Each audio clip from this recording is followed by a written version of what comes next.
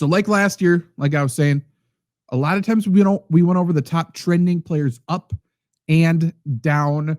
And this kind of gives us an indication of what other people are going to be doing for ad drops as well. And I'll tell you, hey, maybe this is worth it. Maybe this is not worth it for you. So top 10 trending players. What is real? What is not? And this is on Sleeper Fantasy. And these are the redraft ownerships. So the most trending player is Quentin Johnston, played on Friday night. Even surprised me. I'm not a huge Quentin Johnston guy, but I got to say he looked good. And the knock has never been really talent. I questioned his ability to separate considering he's a Big 12 wide receiver, and he couldn't really catch. Well, they got him the ball in space, and like he always has been with the ball in space, he was electric. He was great. Picked up in, is this 14 million? How many? I'm looking at numbers here. At the very least, it's 1.4 million, and it could be a 14 million. I'm guessing it's 1.4 million. Pickups, good for Sleeper, by the way. A lot of people there, but owned in 9% of leagues. So certainly going to be one of the top pickups. He is somebody that you definitely should pick up, and we'll get into snap counts in a little bit. But Quentin Johnston, actually, I can just look at that right now since we're talking about it. Why not? We'll flip back and forth. That makes the most sense to do. Quentin Johnston, not even a little bit bothered by the rookie, right?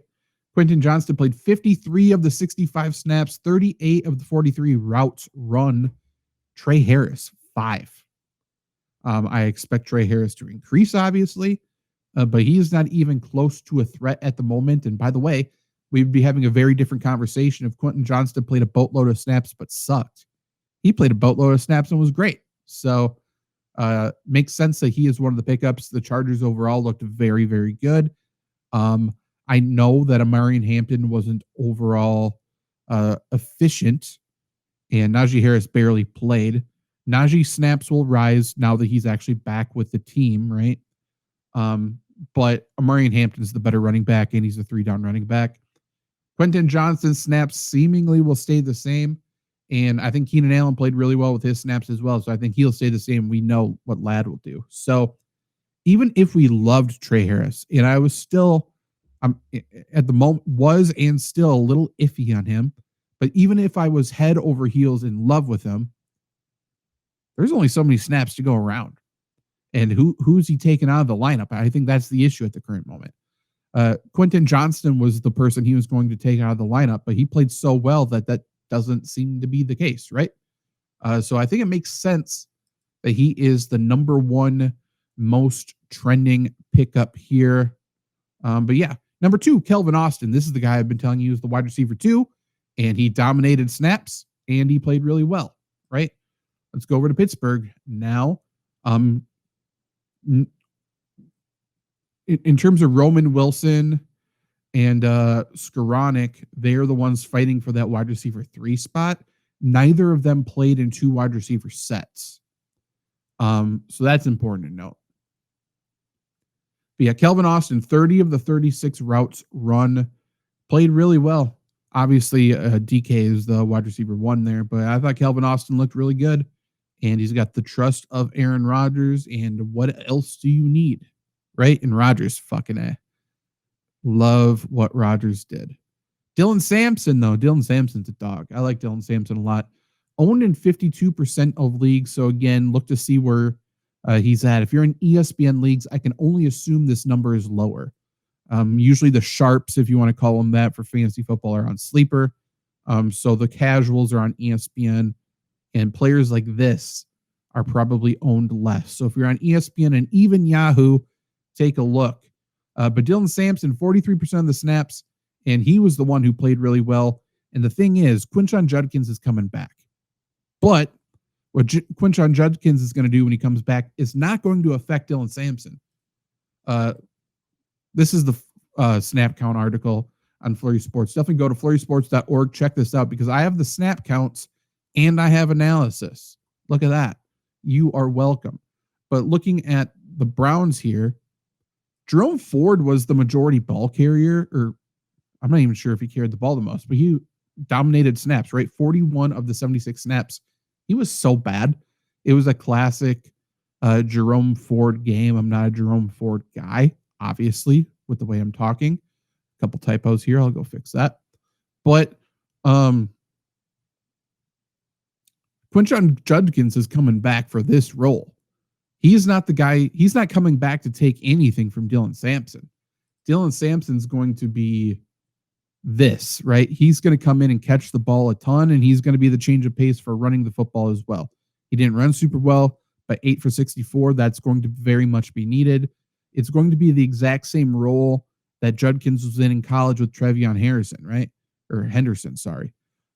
So we're looking at the new Thunder and Lightning backfield for Cleveland. I think they're both very talented. I think Judkins joins the lineup as soon as this week 2 talking. I don't think he's going to be, it's not going to be a light switch. He comes in and has this full role. I think he's going to be eased in. But again, I don't think that affects Dylan Sampson. So if this type of performance is good enough for you from Dylan Sampson, I'm not expecting 8 catches, 64 yards necessarily, but I think he could push for close to 10 points from his receiving ability in PPR leagues each week. So if that's useful for you, I think definitely go pick him up. Daniel Jones now. Daniel Jones is somebody who picked Jonathan Taylor in a touchdown survivor league. Fuck you, Daniel Jones. However, Daniel Jones played well, man. It's the Dolphins, so grain of salt because the Dolphins stink. But everyone rushing to go pick up Daniel Jones. He's owned in 10% of leagues. I understand he looked good. Are you starting him against the Broncos? Because I'm not. Are you starting him against the Titans? Because I'm not. Are you starting him against the Rams?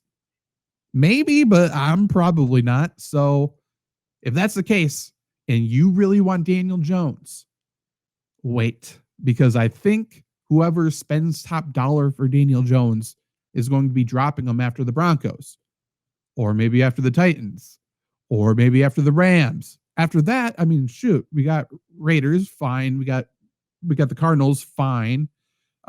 Chargers again, or Chargers, that's a little tough. Then we got the Titans again. Steelers could be feeling themselves at that point. So schedule-wise, I don't think you need to go pick up Daniel Jones. I understand a lot of his ability was with his legs. I don't expect 2 touchdowns, obviously. But in terms of through the air, against the Broncos, against the Titans, and possibly even against the Rams, I'm not optimistic. So no need to go get Daniel Jones. Harold Fannin, the Browns love this dude. They absolutely love this dude. Roster in 6% of leagues, 173,000 pickups. I think that is more than warranted. This guy, 9 targets, 7 receptions. I think he had a carry or 2 as well. He's going to be used all over the lineup. Him and Tyler Warren are my 2 tight ends. I love them. I absolutely love them. Since I have this year, 55 snaps out of 76. 55. He's the wide receiver 3, folks. Isaiah Bond, 21 snaps too, by the way. I think that's only going to go up. But Harold Fannin's a very good player. They want to get him the football. They're really optimistic about him. Does it cut into Njoku? Maybe a little bit. They're going to be playing a ton together, as you saw here, obviously. 64 snaps for Njoku, 55 for Fannin. He is worth a pickup. Like, I think he's interesting. If you're in a deep league, need a tight end, something like that, I think he's interesting. I think he's worth it.